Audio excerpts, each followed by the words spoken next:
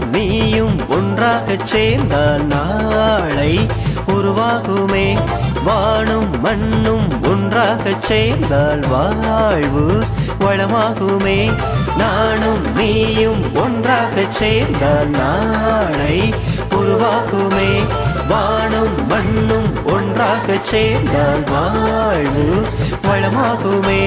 காக்கை கூட்டம் பார்த்திடு, கற்றுக்கொண்டு வாழ்ந்திடு, ஒற்றுமையின் சின்னமது விழிய அன்று பார்த்திடு, விழிப்புணர்வு கொண்டிடு, வழிதிறக்கும் நோக்கிடு மனித.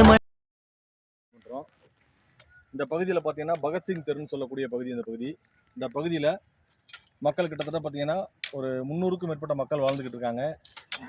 இந்த பகுதி மக்களுக்கு பிரதானமாக கிடைக்கக்கூடிய குடிநீர் இல்லை, அதை தொடர்ந்து சாலை வசதிகள் இல்லை, எந்தவித அடிப்படை கட்டமைப்புமே இல்லாமல் இருக்கக்கூடிய ஒரு பகுதி தான் இந்த பகுதி. இது தேவைன்னு சொல்லி கடந்த 3 ஆண்டுகளாக இந்த காரைக்குடி நகரமன்றத்திலையும் மாமன்றத்திலையும் பல முறை மேயர் அவர்கள்ட்டையும் ஆணையாளர் அவர்கள்ட்டையும் பல முறை முறையிட்டிருக்கேன். இப்போ காரைக்குடி மாநகராட்சியை பொறுத்தளவு பார்த்தீங்க அப்படின்னா இப்போ எப்படிதான் வண்டி ஒரு 2 வீலர் கூட போக முடியல, முள்ளு அடிச்சுக்கிட்டு ஒரு ஆள் போக முடியல, வர முடியல. ரோட்டில் நடக்கிற கடையை போகிற வண்டி பூரா பஞ்சராக போகுது. ரொம்ப மோசமாக இருக்குது. வண்டியில் போக முடியல, வர முடியல. எவ்வளோ நாளாக இருக்குது இந்த பிரச்சனை உங்களுக்கு? வருஷ கணக்கில் இருக்குது.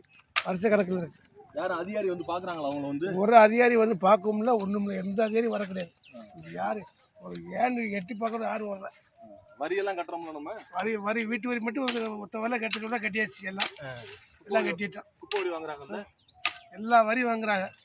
குப்பை வரி வாங்குறாங்க, வீட்டு வரி வாங்குறாங்க, எல்லா வரி வாங்குறாங்க. ஆனால் எந்த அதிகாரியும் நம்ம எந்த அதிகாரி ஒரு உள்ள வரல.